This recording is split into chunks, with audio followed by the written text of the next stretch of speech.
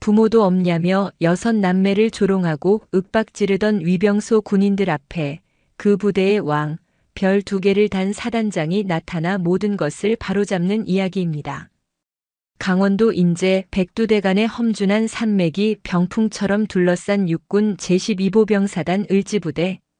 한낮에 훈련 소음이 잦아든 막사 안은 고요했다. 21살의 이등병 강하늘은 고된 하루 일과를 마치고 돌아와 침상에 걸터 앉았다. 동기들은 저마다 편히 누워 잠을 청하거나 왁자지껄 떠들며 하루의 피로를 털어내고 있었지만 하늘은 그 어느 곳에도 섞이지 못한 채 홀로 섬처럼 앉아 있었다. 그의 시선은 창밖, 어둠에 잠기기 시작하는 낯선 산의 능선을 향해 있었다. 젊은 그의 얼굴에는 삶의 무게가 짙게 새겨져 있었다.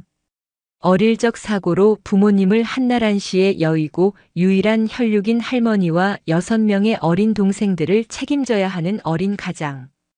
그의 고향은 굽이굽이 흐르는 동강을 품은 강원도 정선의 작은 산골 마을이었다. 입대 전 하늘의 하루는 별을 보고 시작해 별을 보고 끝났다. 새벽 4시면 일어나 정선 5일장에 나가는 할머니의 좌판을 정리하고 동생들의 아침밥을 챙겼다.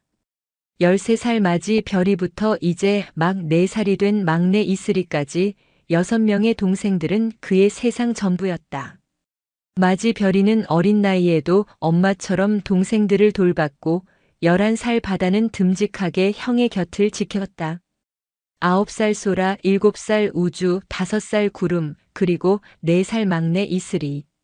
제각기 다른 빛을 내는 6개의 별은 하늘에게 삶을 포기하지 않게 하는 유일한 이유였다. 낮에는 공사장을 돌며 닥치는 대로 흙먼지를 뒤집었었고 밤에는 식당 주방에서 뜨거운 김과 씨름하며 설거지를 했다. 그의 손은 21살 청년의 것이라고는 믿기지 않을 만큼 거칠고 투박했다. 하지만 그는 단 한 번도 힘든 내색을 하지 않았다. 동생들의 웃음소리, 할머니의 따뜻한 된장찌개 하나면 세상 모든 시름을 잊을 수 있었다. 그러나 국방의 의무는 그의 고단한 삶을 비껴가지 않았다. 생계유지 곤란을 사유로 수차례 병역 감면을 신청했지만 돌아오는 것은 차가운 서류뿐이었다. 법적으로는 부양 의무가 없는 먼 친척들이 있다는 이유였다. 명절에도 얼굴 한 번 보지 못하는 그들의 존재가 하늘의 절박한 현실을 가로막는 거대한 벽이 되었다. 결국 입영 통지서를 받아든 날 하늘은 소리 없이 밤새 울었다. 아픈 할머니와 철없는 동생들을 세상에 남겨두고 떠나야 한다는 사실이 심장을 도려내는 듯 아팠다. 신병 교육대를 거쳐 을지부대에 자대 배치를 받은 지 2달. 하늘은 여전히 이곳에 정을 붙이지 못했다. 훈련 중에도 식사 시간에도 잠자리에 드는 순간에도 그의 머릿속은 온통 정선의 가족들 생각뿐이었다. 소등 시간이 지나면 그는 이불을 뒤집어 쓰고 낡은 수첩에 동생들에게 보내는 편지를 썼다. 사랑하는 우리 별이, 바다, 소라, 우주, 구름, 이슬이에게. 오빠는 여기서 아주 잘 지내고 있단다. 밥도 잘 먹고 훈련도 열심히 받고 있어. 동기들도 다들 착하고 재미있어. 그러니까 오빠 걱정은 조금도 하지 말고 할머니 말씀 잘 듣고 서로 싸우지 말고 사이좋게 지내야 해. 특히 우리 맞이 별이 동생들 챙기느라 너무 힘들지? 오빠가 금방 휴가 나가서 우리 별이 맛있는 거 많이 사줄게. 조금만 참고 기다려줘. 늘 괜찮다는 말로 채워진 편지였지만 그의 마음은 하루에도 몇 번씩 지옥을 오갔다. 낡은 지갑 속에서 해진 가족 사진을 꺼내 볼 때면 그리움에 사무쳐 숨이 멎을 것 같았다. 사진 속에서 환하게 웃고 있는 6 동생과 주름진 얼굴로 인자하게 미소 짓는 할머니. 그들을 지키기 위해 그는 이곳에서 버텨야만 했다. 그러나 시간이 흐를수록 그가 없는 정선의 집이 위태롭게 흔들리고 있다는 불안감이 그의 온몸을 옥죄어왔다. 강하늘이 인제의 차가운 막사에서 잠 못 이루던 그 밤 100km 떨어진 정선의 낡은 흙집에서는 위태로운 시간이 흐르고 있었다. 하늘의 할머니는 손자의 군 입대 이후 부쩍 기력이 쇠약해지셨다. 새벽 시장에 나가 나무를 파는 일도 예전만큼 쉽지 않았다. 하늘이 남기고 간 얼마 안 되는 돈은 7식구의 입을 채우기에도 벅찼다. 할머니는 자신의 끼니를 줄여가며 손주들을 먹였고 밤이면 몰래 기침을 삼키며 아픈 허리를 부여잡았다. 사건은 비가 추적추적 내리던 늦은 오후에 일어났다. 할머니는 젖은 몸으로 시장에서 돌아와 저녁을 짓다 말고 갑자기 현기증을 느끼며 그 자리에 쓰러졌다. 할머니. 부엌에서 설거지를 돕던 맞이 별이가 비명을 지르며 달려갔다. 할머니는 식은땀을 흘리며 가쁜 숨을 몰아쉬고 있었다. 별이는 울음을 터뜨리는 동생들을 다독이며 떨리는 손으로 이웃집 아저씨에게 달려가 도움을 청했다. 곧이어 119 구급차가 좁은 골목길을 비집고 들어왔고 할머니는 정선군립병원 응급실로 실려갔다. 검사 결과는 과로와 영양실조로 인한 뇌경색 초기 증상이었다. 당장 입원하여 절대 안정을 취해야 한다는 의사의 말은 13살 소녀가 감당하기에는 너무나 무거운 선고였다. 병원에서는 성인 보호자를 찾았지만 별이는 고개를 저을 수밖에 없었다. 오빠는 군대에 있어요. 병원 원무과 직원은 난감한 표정을 지었지만 딱한 사정을 듣고 이웃집 아저씨를 임시 보호자로 하여 간신히 입원 수속을 마칠 수 있었다.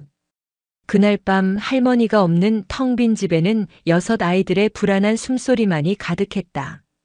별이는 동생들을 한 방에 모아 눕히고 밤새 뜬 눈으로 할머니의 병실을 지켰다. 동생들은 잠결에도 엄마, 아빠 그리고 오빠를 부르며 칭얼댔다. 별이는 흐르는 눈물을 삼키며 동생들의 이마를 쓸어주었다. 오빠. 오빠가 있어야 해. 며칠이 지났지만 할머니의 상태는 좀처럼 나아지지 않았다. 이웃들의 도움에도 한계가 있었다. 남은 돈은 빠르게 바닥을 드러냈고 집안에는 먹을 것이라곤 며칠 묵은 밥과 김치뿐이었다. 4살 막내 이슬이는 밤마다 배고프다며 울었고 별이는 그런 동생을 끌어안고 함께 울 수밖에 없었다. 더 이상 이렇게 버틸 수는 없었다. 별이는 밤새 고민한 끝에 중대한 결심을 내렸다. 오빠를 직접 찾아가는 것이었다. 다음 날 새벽 별이는 잠든 동생들을 깨웠다.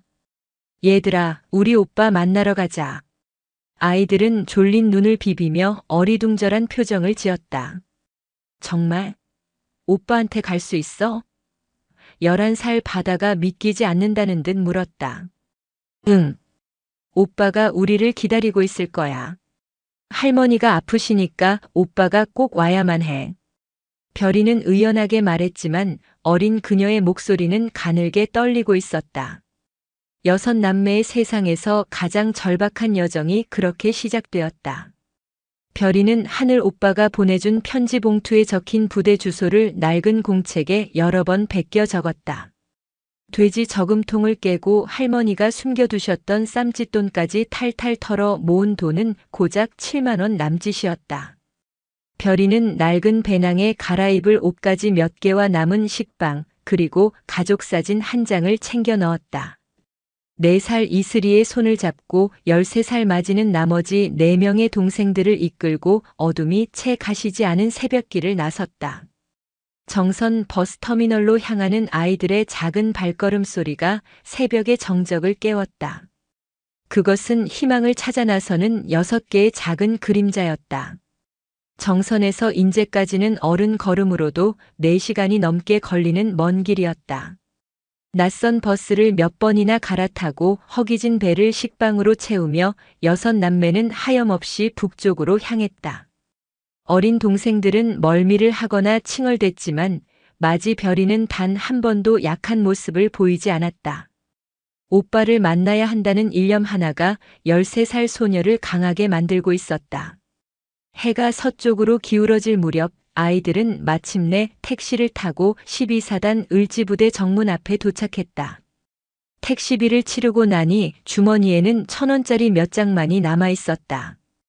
아이들은 눈앞에 펼쳐진 거대한 군부대의 모습에 압도당했다. 높게 솟은 철조망, 삼엄한 경계를 서는 군인들, 그리고 굳게 닫힌 거대한 철문. 모든 것이 아이들에게는 낯설고 위압적인 풍경이었다. 별이는 동생들의 손을 꼭 잡고 위병소로 다가갔다.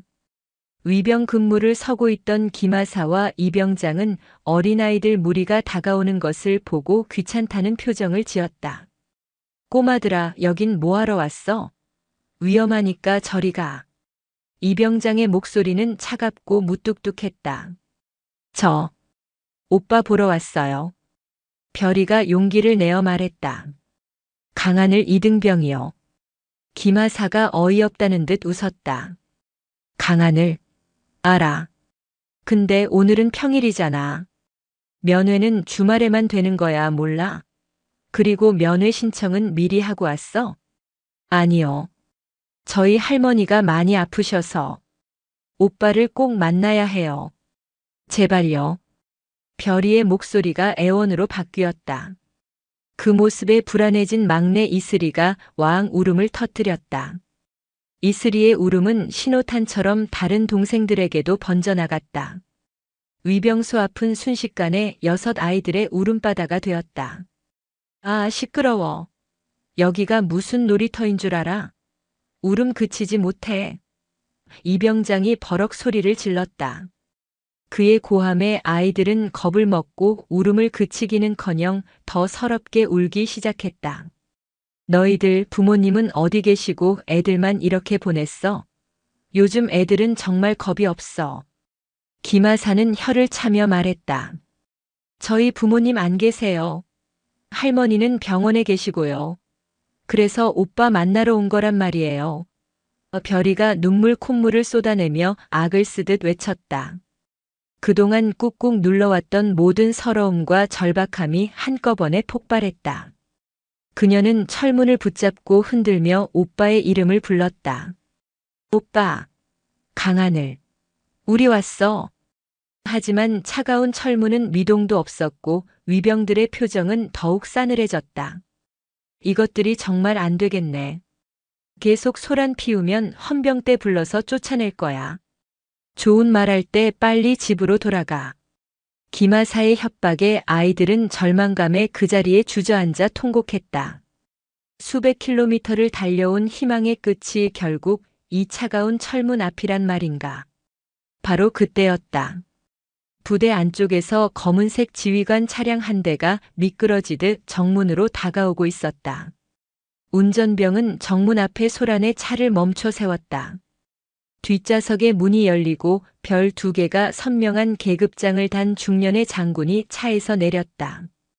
그는 바로 12사단 사단장 강철의 지휘관이라 불리는 이강철 소장이었다.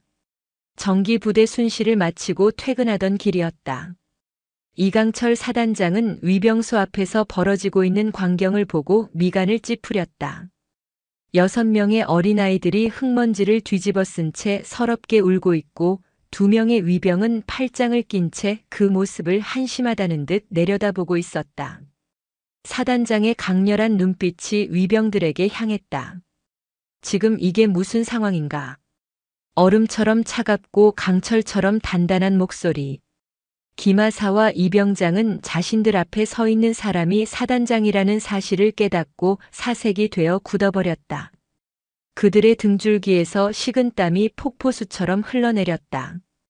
강철의 문 앞에서 절망하던 아이들 앞에 진짜 강철이 나타난 순간이었다. 이강철 사단장의 등장으로 위병소 주변의 공기는 순간적으로 얼어붙었다. 그의 낮은 목소리는 그 어떤 고함보다도 서슬퍼렇게 위병들의 뼛속을 파고들었다. 지금 이게 무슨 상황인가? 그 한마디에 김하사와 이병장은 마치 투명한 얼음 기둥이 된 것처럼 그 자리에 굳어버렸다. 그들의 머릿속은 새하얗게 비어버렸고 오직 심장이 철렁 내려앉는 굉음만이 이명처럼 울렸다. 하지만 이강철 사단장의 시선은 겁에 질린 위병들에게 오래 머물지 않았다. 그는 곧장 흙먼 투성이로 주저앉아 울고 있는 6 아이들에게로 향했다. 거대한 체구에 별 2개를 단 장군이 다가오자 아이들은 겁을 먹고 더욱더 서로를 부둥켜 안았다. 그때 모두의 예상을 깨고 이 사단장이 천천히 한쪽 무릎을 꿇었다. 그는 흙바닥에 무릎을 댄 채 울고 있는 맞이 별이와 눈높이를 맞췄다. 그의 얼굴에서 강철 같던 지휘관의 표정은 사라지고 걱정스러운 할아버지의 얼굴이 드러났다. 아가, 괜찮다. 이제 울지 않아도 돼. 그의 목소리는 놀랍도록 부드럽고 따뜻했다. 평소 호랑이 같던 그를 보좌해온 부관조차 처음 보는 모습이었다. 무슨 일이 있었는지 아저씨한테 차근차근 말해줄 수 있겠니? 별이는 자신들의 눈높이에 맞춰 무릎을 꿇은 장군의 모습에 잠시 울음을 멈췄다. 그의 눈빛에는 꾸짖음이나 귀찮음이 아닌 진심 어린 걱정이 담겨 있었다. 별이는 경계심을 풀고 그동안 참아왔던 모든 서러움을 쏟아내듯 입을 열었다. 할머니가 쓰러지신 일, 병원에 혼자 계신 일, 그리고 오빠를 만나기 위해 정선에서부터 얼마나 멀고 무서운 길을 달려왔는지. 두서없는 아이의 횡설수설이었지만 그 안에는 한 가족의 절박한 비극이 고스란히 담겨 있었다. 이야기를 듣는 내내 이 사단장은 단 한 번도 아이의 말을 끊지 않았다. 그는 묵묵히 고개를 끄덕이며 아이의 눈물을 자신의 거친 손수건으로 닦아주었다. 모든 이야기를 들은 그는 조용히 자리에서 일어섰다. 그리고 다시 얼음장 같은 시선으로 두 위병을 바라보았다. 자네들, 차 차렷. 사단장님께 대하여 경례.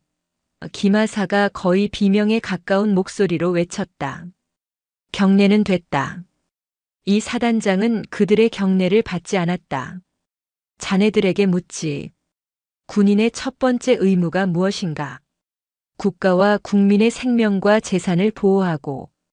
이 병장이 교범에 나온 내용을 떨리는 목소리로 읊었다. 국민. 이 사단장이 그의 말을 잘랐다. 그래, 국민이다.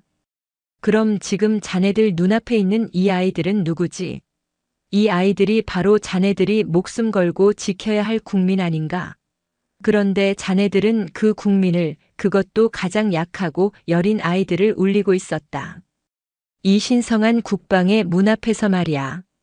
그의 목소리는 조용했지만 그 안에 담긴 분노는 활화산처럼 들끓고 있었다. 규정? 절차? 자네들은 그저 그 단어들 뒤에 숨어 책임을 회피한 것뿐이다. 위기에 처한 국민을 보고도 규정부터 따지는 것이 자네들이 배운 군인 정신인가? 그렇다면 당장 그 군복 벗어라. 자네들은 군인이 될 자격이 없다. 철문은 굳게 지키고 있었을지 몰라도 정작 가장 중요한 군인의 마음은 텅 비어 있었으니 그의 질책은 칼날이 되어 두 위병의 가슴에 박혔다. 그들은 고개를 들 수 없었다.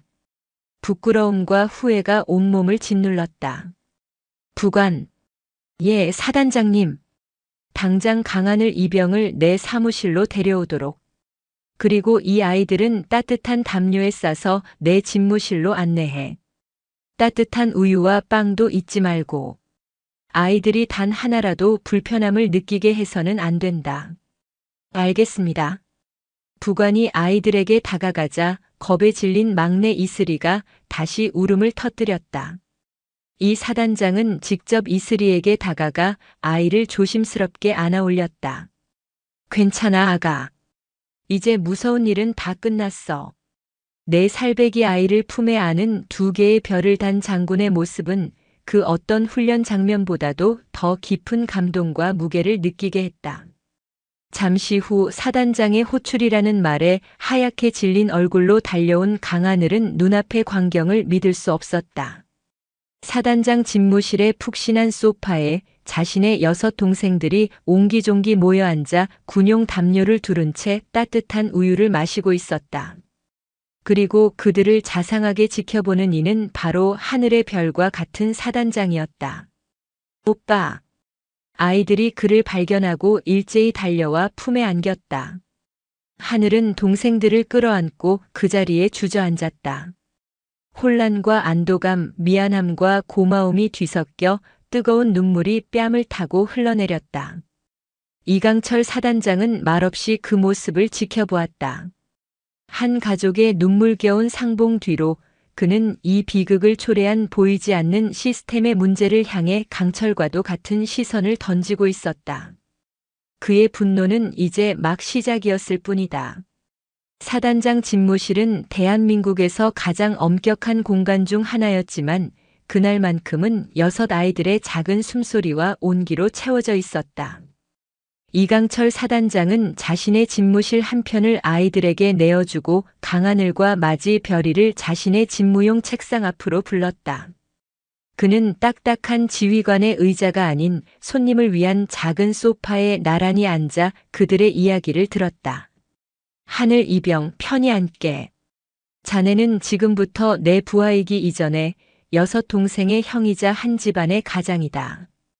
아무것도 숨기지 말고 전부 말해주게. 그의 따뜻한 배려에 하늘은 긴장을 풀고 가슴속에 묻어두었던 이야기를 털어놓기 시작했다.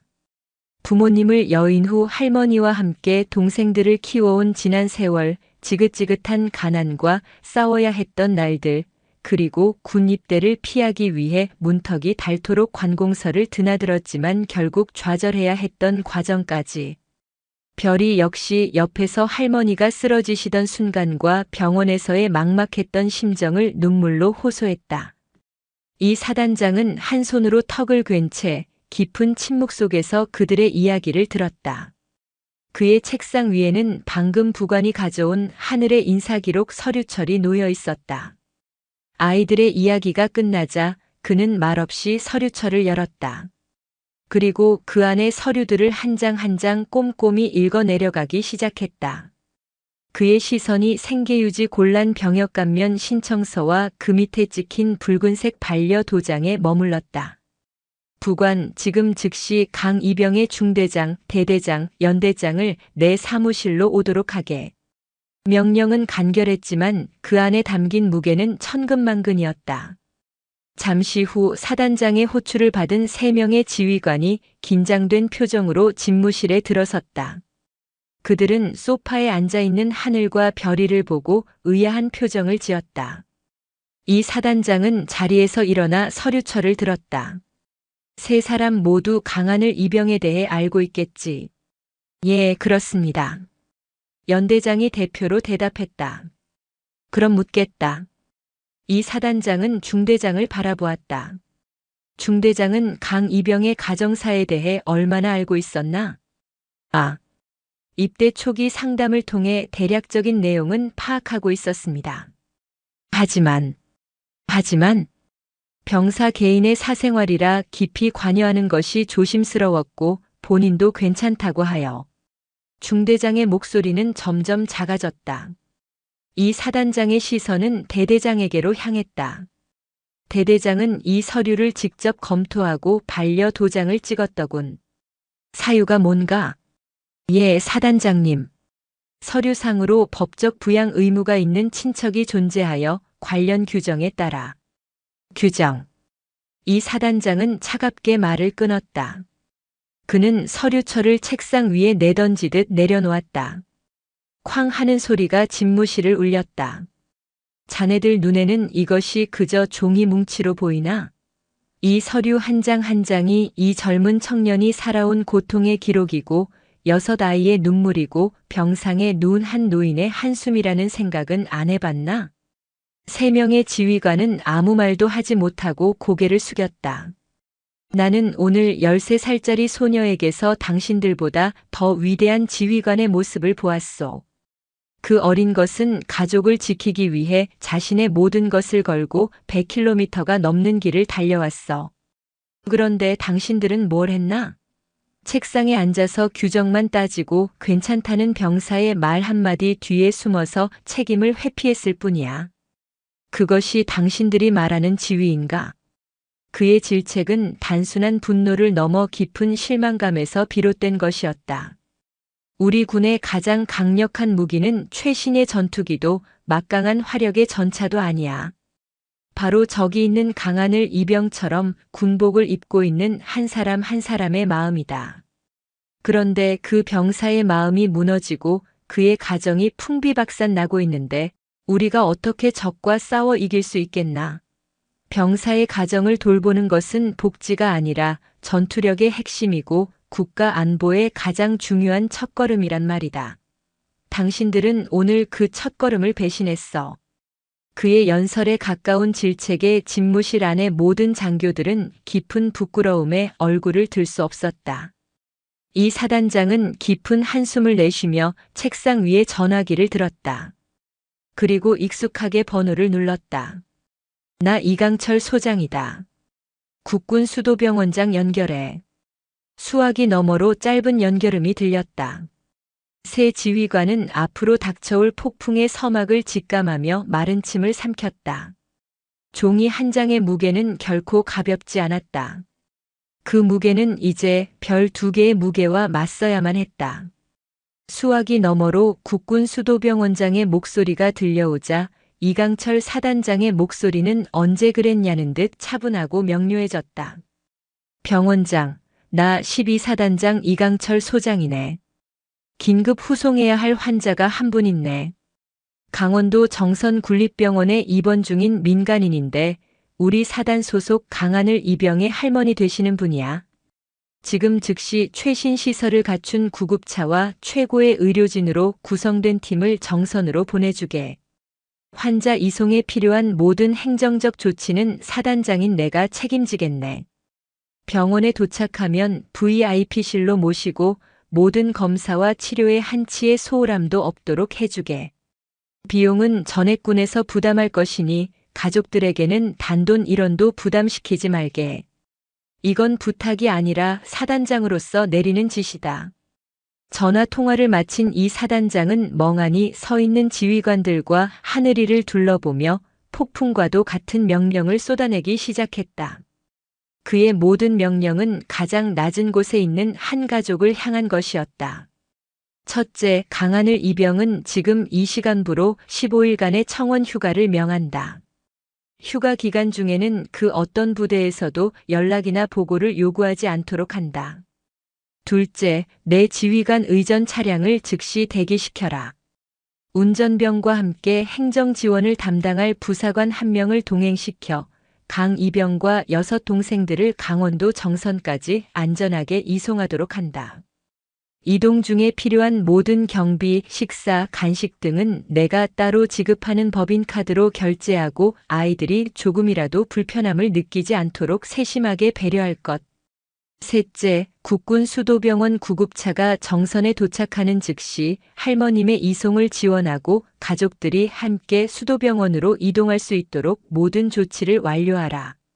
수도병원 근처 군인 가족 행복주택에 임시 거처를 마련하여 가족들이 간병에 집중할 수 있도록 지원한다. 숨 쉴 틈 없이 이어지는 명령에 지휘관들은 정신을 차릴 수 없었다. 그것은 군의 행정 시스템을 뛰어넘는 한 지휘관의 강력한 의지가 만들어내는 기적이었다. 넷째, 이 사단장의 시선이 굳어있는 대대장에게 향했다. 강하늘 이병의 상근 예비역 전환을 지금 이 자리에서 최종 승인한다. 휴가 복귀와 동시에 강 이병의 원 소속 부대를 정선군 지역 예비군 중대로 변경 발령하라. 집에서 출퇴근하며 군 복무를 마치고 저녁에는 가족을 돌볼 수 있도록 조치해. 하늘은 자신의 귀를 의심했다. 그토록 간절히 바랐지만 번번이 차가운 서류 앞에서 좌절해야 했던 꿈이 지금 눈앞에서 현실이 되고 있었다. 그의 눈에서 뜨거운 눈물이 하염없이 흘러내렸다. 마지막으로 위병소 근무자 김하사와 이병장. 2 사람에게는 징계위원회 회부 대신 한 달간의 특별 임무를 부여한다. 2 사람은 지금 즉시 원 소속 부대에서 행정보급관실로 파견 근무를 명한다. 그들의 임무는 매일 우리 사단 예하부대 소속 병사들 중 도움이 필요한 가정을 직접 방문하여 그들의 애로사항을 듣고 해결 방안을 보고하는 것이다. 책상이 아닌 현장에서 서류가 아닌 사람의 눈을 보며 군인의 진짜 임무가 무엇인지 몸으로 배우도록 이것이 내가 그들에게 내리는 참교육이다. 모든 명령을 마친 이 사단장은 하늘에게 다가와 그의 어깨를 두드렸다. 어서 가보게. 할머님과 동생들이 자네를 기다리고 있어. 잠시 후 사단 사령부 건물 앞에는 사단장 별판이 달린 검은색 세단이 대기하고 있었다. 하늘은 6 동생들의 손을 잡고 차 앞으로 걸어갔다. 1년 같은 하루가 지나고 절망의 도착점이었던 부대의 문은 이제 희망의 출발점이 되어 있었다. 차에 오르기 전 하늘은 이강철 사단장을 향해 달려가 흙바닥에 무릎을 꿇고 큰 절을 올렸다. 사단장님, 이 은혜 평생 잊지 않겠습니다. 이 사단장은 황급히 그를 일으켜 세웠다. 그리고 군인의 가장 큰 예의인 거수 경례로 그를 배웅했다. 잊지 말게 강이병. 군은 국가를 위해 존재하고 국가는 국민을 위해 존재한다는 것을. 자네의 가족을 지키는 것이 곧 이 나라를 지키는 것이야. 그것이 자네에게 내리는 나의 마지막 명령이다. 차가 부드럽게 사단 사령부를 빠져나갔다. 하늘은 뒷좌석에서 새근새근 잠이 든 동생들의 얼굴을 보았다. 길고 길었던 악몽이 끝나고 있었다. 차창 밖으로 인제의 낯선 풍경이 빠르게 스쳐 지나갔다. 이제 그는 집으로 돌아가는 길이었다. 그가 목숨보다 더 사랑하는 가족들이 있는 세상에서 가장 따뜻한 그의 진짜 집으로. 인제를 떠나 정선으로 향하는 검은 세단 안은 고요한 평화로 가득했다. 뒷좌석에는 6 아이들이 곤히 잠들어 있었고 그들의 얼굴에는 더 이상 두려움이나 불안의 그림자가 없었다. 긴 하루 동안 겪었던 공포와 서러움은 따뜻한 담요와 든든한 오빠의 존재감 속에서 눈 녹듯 사라져 있었다. 강하늘은 잠든 동생들의 얼굴을 룸미러로 몇 번이고 확인하며 이 모든 것이 꿈이 아니라는 사실을 되새겼다. 불과 몇 시간 전 그는 절망의 나락에서 허우적대고 있었다. 그러나 이제 그는 희망이라는 이름의 단단한 길 위를 달리고 있었다. 운전석 옆자리에는 동행을 명령받은 박진우 중사가 앉아 있었다. 10년 넘게 군 생활을 해온 베테랑 부사관이었지만 오늘처럼 가슴 벅찬 임무는 처음이었다. 그는 이강철 사단장의 명령을 한 글자도 빠짐없이 기억하고 있었다. 아이들이 조금이라도 불편함을 느끼게 해서는 안 된다.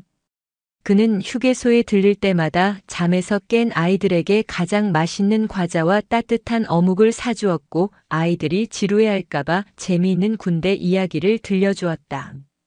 그의 투박하지만 진심 어린 배려에 아이들은 금세 마음을 열고 그를 박삼촌이라 부르며 따랐다. 강하늘은 그 모습을 보며 군이라는 조직이 가진 또 다른 얼굴을 보았다. 그것은 강철 같은 규율 뒤에 숨겨진 사람을 향한 따뜻한 온기였다.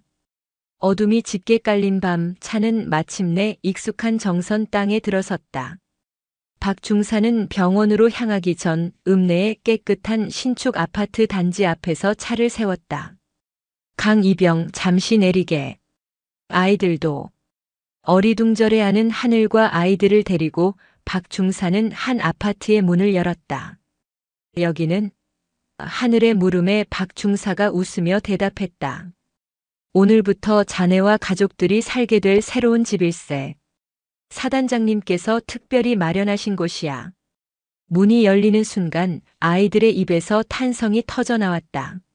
낡고 춥고 좁았던 흙집과는 비교도 할 수 없는 밝고 따뜻하고 넓은 공간이었다. 아이들은 신발을 벗어 던지고 거실을 뛰어다니며 환호성을 질렀다. 오빠, 여기 내 방이야? 우와, 화장실에 뜨거운 물이 나와. 저마다의 방을 발견한 아이들은 기쁨을 감추지 못했다. 하늘은 그 모습을 멍하니 바라보다 이내 거실 한가운데에 주저앉아 얼굴을 감쌌다. 뜨거운 눈물이 손가락 사이로 하염없이 흘러내렸다. 슬픔이나 서러움의 눈물이 아니었다. 태어나서 처음 느껴보는 벅찬 감사와 안도감의 눈물이었다. 잠시 새로운 집의 온기를 느낀 가족들은 다시 차를 타고 할머니가 계신 정선 군립병원으로 향했다. 병원 응급실 앞에는 이미 국군수도병원에서 달려온 최신의 구급차가 대기하고 있었고 서울에서 온 의료진들이 분주하게 움직이고 있었다. 사단장의 의전 차량과 군 구급차의 등장은 작은 병원을 발칵 뒤집어 놓았다. 강하늘 가족의 딱한 사정을 알던 병원 직원들과 이웃들은 눈앞의 광경을 믿을 수 없다는 듯 수군거렸다. 하늘은 곧장 할머니의 병실로 달려갔다. 링거의 의지에 힘겹게 숨을 쉬고 있던 할머니는 손주들이 모두 돌아온 것을 보고 희미하게 미소를 지었다. 군의관은 할머니의 상태를 신속하게 확인하고 전문적인 솜씨로 이송 준비를 마쳤다. 할머님 걱정 마십시오. 지금부터는 저희가 책임지겠습니다. 군의관의 든든한 목소리에 하늘은 비로소 마음을 놓을 수 있었다. 할머니가 구급차에 오르시는 것을 확인한 후 박 중사는 하늘에게 작은 봉투를 건넸다. 이건 사단장님께서 전해주신 위로금일세. 할머님 병원비나 생활비 걱정은 조금도 하지 말고 오직 가족들을 돌보는 데만 집중하라고 하셨네. 구급차가 서울을 향해 출발하고 하늘과 동생들은 다시 세단에 올라 그 뒤를 따랐다. 정선의 밤하셔널 위로 무수히 많은 별들이 반짝이고 있었다. 그중 유난히 밝게 빛나는 별 하나가 마치 길을 잃었던 어린 별무리들의 앞길을 비춰주는 듯 했다. 절망의 땅이었던 고향 정선은 이제 새로운 희망이 시작되는 약속의 땅이 되어 그들을 배웅하고 있었다. 강하늘 가족이 희망을 향한 여정을 시작하는 동안 12사단 을지부대에서는 다른 형태의 변화가 시작되고 있었다. 위병소의 김하사와 이병장은 다음 날 아침 사단장 직속 부대인 보충중대로 파견 근무를 명받았다. 그들을 맞이한 것은 군 생활 25년 차의 베테랑 마음의 지휘관이라 불리는 서덕출 원사였다. 서 원사는 두 사람에게 거창한 훈시 대신 낡은 행정용 차량의 열쇠를 건넸다. 자네들의 한 달간 임무는 나와 함께 우리 사단 병사들의 집을 방문하는 것이다. 전투복 대신 작업복을 챙겨라. 우리는 오늘 아내가 셋째를 낳은 김일병의 집에 가서 산후조리를 도울 것이고 내일은 홀어머니가 농사를 짓는 박상병의 비닐하우스를 수리할 것이다. 처음 며칠간 두 사람은 어색함과 불편함 속에서 묵묵히 일만 했다. 하지만 시간이 흐를수록 그들은 자신들이 이전에 미처 보지 못했던 새로운 세상을 마주하게 되었다. 병사들의 편지 뒤에 가려져 있던 고단한 가족들의 삶, 휴가를 나온 아들의 어깨를 두드리며 눈물 짓는 아버지의 주름진 손과 태어난 아기를 안고 행복하게 웃는 젊은 아내의 미소. 그들은 비로소 자신들이 지키고 있는 것이 단순한 철책선 너머의 영토가 아니라 바로 이 땅에서 희로애락을 겪으며 살아가는 수많은 사람들의 삶이라는 것을 깨닫기 시작했다. 어느 날 그들은 외딴 산골에서 홀로 밭을 매는 한 노모를 찾아갔다. 이병장은 할머니의 굽은 허리를 보며 울컥 눈물을 쏟았다. 자신의 어머니와 너무나도 닮아 있었기 때문이었다. 그는 할머니의 어깨를 주물러드리며 위병소에서 아이들에게 소리쳤던 자신의 모습을 떠올렸다. 내가 그때 조금만 더 따뜻하게 저 아이들의 눈을 바라보았다면. 그는 처음으로 자신의 행동이 얼마나 폭력적이었는지 깨닫고 깊이 참회했다. 한 달간의 특별 임무가 끝날 무렵 두 사람은 완전히 다른 사람이 되어 있었다.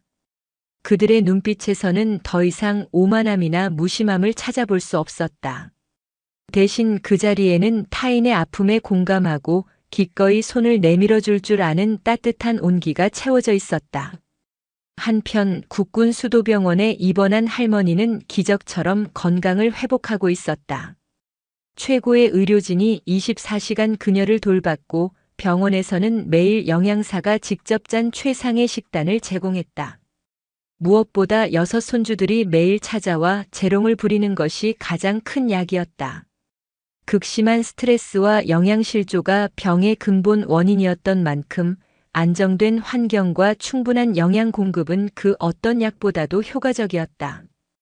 이강철 사단장은 바쁜 와중에도 거의 매일 병원에 전화를 걸어 할머니의 상태를 확인했다.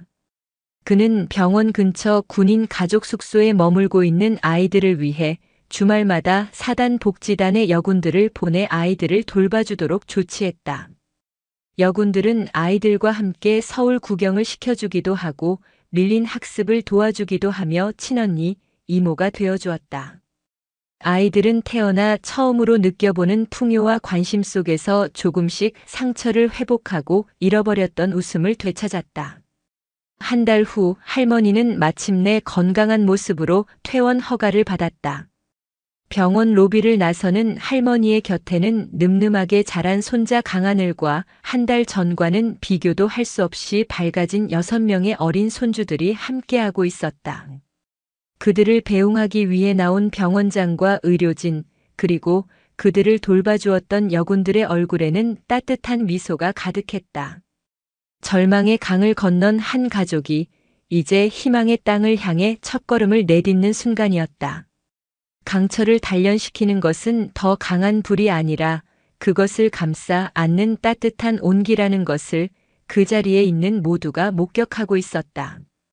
건강을 되찾은 할머니와 함께 강하늘과 6 동생들은 꿈에 그리던 정선의 새로운 집으로 돌아왔다. 이삿짐이라고 해봐야 낡은 옷가지 몇 개가 전부였지만 집안은 이미 새 가구와 가전제품들로 가득 채워져 있었다. 이강철 사단장이 사단 복지 기금을 통해 지원해준 것들이었다. 아이들은 포근한 새 이불 위를 뒹굴며 행복한 비명을 질렀고 할머니는 반짝이는 새 주방에서 콧노래를 부르며 밥을 지었다. 그날 저녁 8 식구는 넓은 거실에 둘러앉아 따뜻한 밥과 찌개를 나누어 먹었다. 집안 가득 퍼지는 맛있는 냄새와 아이들의 웃음소리, 그것은 세상에서 가장 아름다운 집의 소리였다.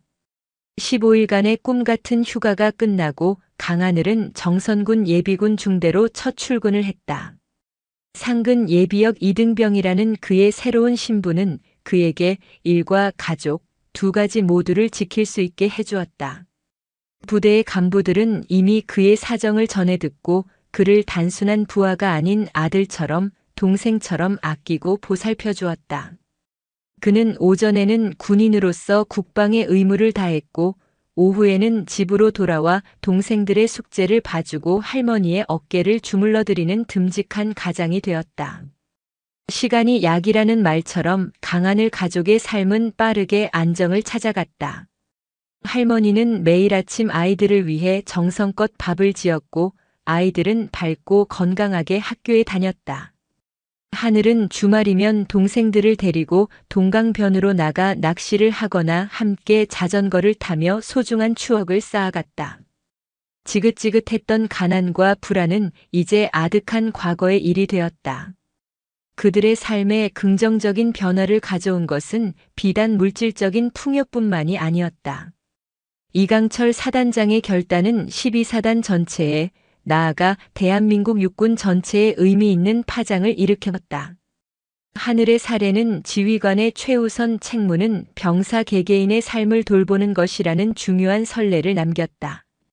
이후 12사단에서는 기마사와 이병장이 시작했던 찾아가는 병사 가족 돌봄 서비스가 정식 복지 프로그램으로 채택되었고 다른 부대에서도 이를 벤치마킹하는 움직임이 일어났다.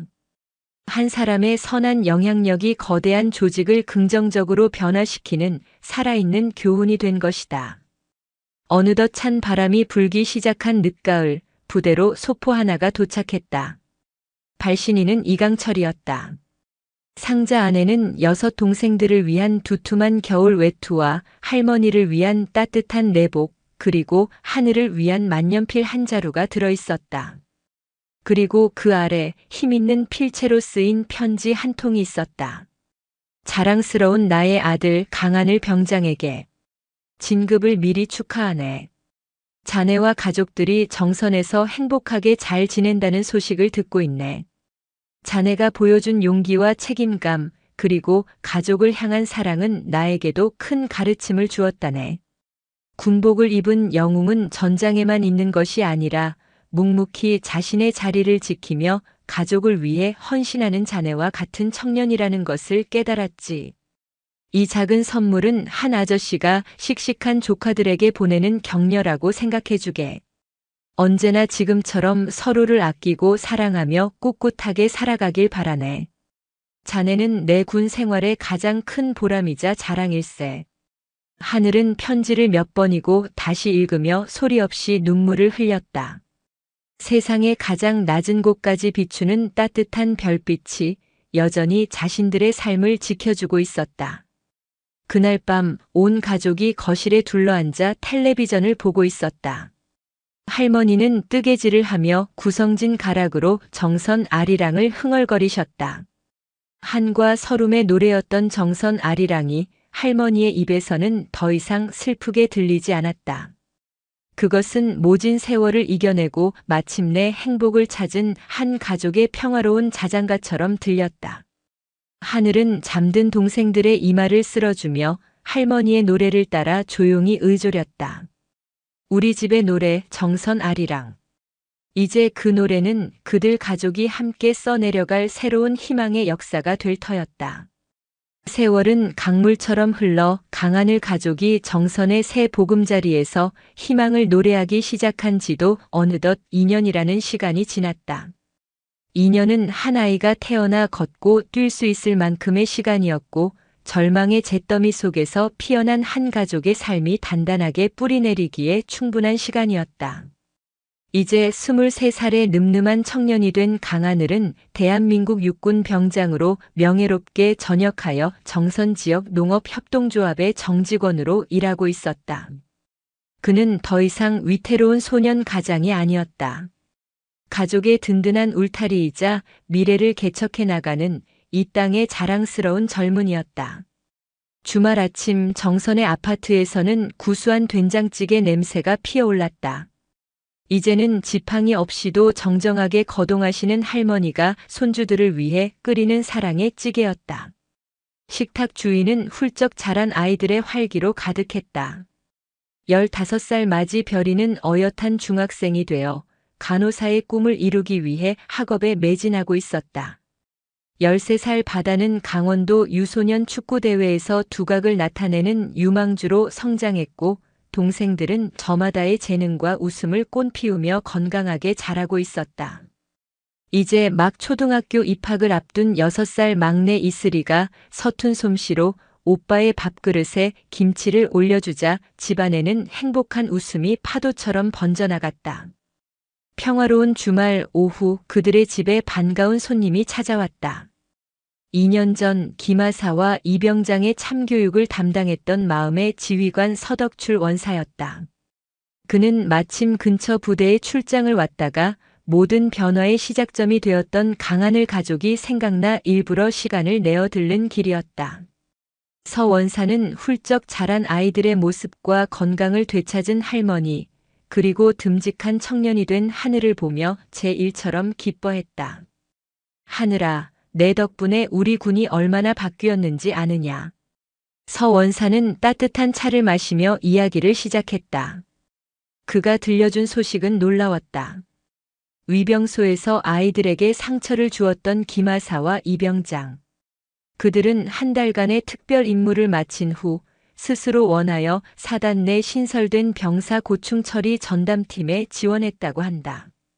이제는 누구보다 먼저 병사들의 아픔에 공감하고 발벗고 나서서 그들의 가족을 돕는 사단에서 가장 신망받는 부사관들이 되어 있었다. 그들은 정선 아이들 사건을 평생의 교훈으로 삼고 진정한 군인으로 다시 태어난 것이었다. 자네의 이야기는 이제 육군사관학교 생도들의 필독 사례가 되었다네. 강철의 지휘관, 푸른 별무리를 만나다라는 제목으로 말이야. 지휘관의 진정한 리더십이 무엇인지 가르치는 가장 위대한 교과서가 된 셈이지. 서 원사의 이야기를 들으며 하늘과 가족들은 가슴 벅찬 감동을 느꼈다. 그들의 아픔과 눈물이 결코 헛되지 않았음을, 오히려 더 큰 선한 영향력이 되어 세상을 바꾸고 있음을 확인하는 순간이었다.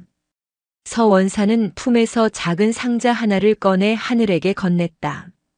이것은 얼마 전 전역하신 이강철 장군님께서 자네에게 꼭 전해달라고 부탁하신 물건일세. 상자 안에는 액자 하나가 들어있었다. 액자 속 사진에는 2년 전 그날 사단장 집무실 소파에서 군용 담요를 두른 채 옹기종기 모여 앉아 우유를 마시고 있는 6 아이들의 모습이 담겨 있었다. 겁에 질렸지만 안도감과 희미한 희망이 교차하던 그 순간의 표정이 고스란히 찍혀 있었다. 사진과 함께 짧은 편지가 있었다. 사랑하는 나의 아들, 딸들에게. 이 사진은 나의 40년 군 생활 중 가장 자랑스러운 훈장이라네. 나는 이 사진을 내 집무실 가장 잘 보이는 곳에 걸어두고 내가 진정 무엇을 위해 군복을 입었는지를 매일 되새겼다네. 너희들이야말로 내가 지켜낸 가장 위대한 대한민국이었다. 부디 지금처럼 세상의 빛이 되는 아이들로 자라다오. 너희들의 행복을 평생 응원하겠다. 너희들의 영원한 아저팬 이강철. 하늘은 액자를 끌어안고 소리 없이 눈물을 삼켰다. 강철 같던 지휘관의 마음을 녹였던 푸른 별무리의 이야기는 이제 모두의 가슴 속에 영원히 지지 않을 전설로 남게 된 것이다. 며칠 후 하늘은 난생 처음으로 가족여행을 계획했다. 그가 농협에서 받은 첫 월급을 고스란히 모아 준비한 것이었다. 목적지는 강원도 정선의 험준한 산맥을 넘어 끝없이 펼쳐진 동해 바다였다. 낡은 봉고차를 빌려 할머니와 6 동생들을 태우고 그는 설레는 마음으로 아리랑 고개를 넘었다. 생전 처음으로 바다를 마주한 아이들은 환호성을 지르며 백사장으로 달려나갔다. 하얀 포마를 일으키며 밀려오는 파도를 신기한 듯 쫓아다니고 조개 껍데기를 주우며 시간 가는 줄 몰랐다. 할머니는 백사장에 돗자리를 깔고 앉아 파도보다 더 눈부신 손주들의 모습을 눈에 담으며 행복한 미소를 지었다. 하늘은 동생들과 함께 파도에 발을 담그고 수평선 너머로 붉게 물들어가는 저녁 노을을 바라보았다. 그의 뇌리에는 지난 몇 년간의 시간이 주마등처럼 스쳐 지나갔다. 아리랑 가사처럼 수많은 고개를 넘어온 힘겨운 여정이었다. 하지만 이제 그는 알 수 있었다. 기적은 어느 날 갑자기 찾아온 행운이 아니었다. 절망 속에서도 서로의 손을 놓지 않았던 가족들의 사랑, 두려움을 이겨내고 오빠를 찾아 나섰던 맞이 별이의 용기, 그리고 그들의 작은 외침에 기꺼이 귀 기울여준 한 지휘관의 따뜻한 마음. 그 모든 것이 모여 비로소 기적을 완성했다는 것을. 해가 완전히 자취를 감추고 바다 위로 하나둘씩 별들이 떠오르기 시작했다. 하늘은 동생들의 어깨를 감싸 안았다. 그의 곁에는 이제 세상에서 가장 소중한 7개의 별이 함께하고 있었다.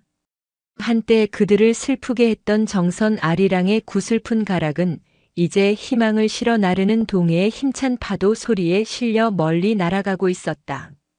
아리랑 고개를 넘어 마침내 도달한 희망의 바다. 그곳에서 강하늘과 그의 가족은 서로의 등대가 되어 영원히 빛나는 행복의 항해를 막 시작하고 있었다.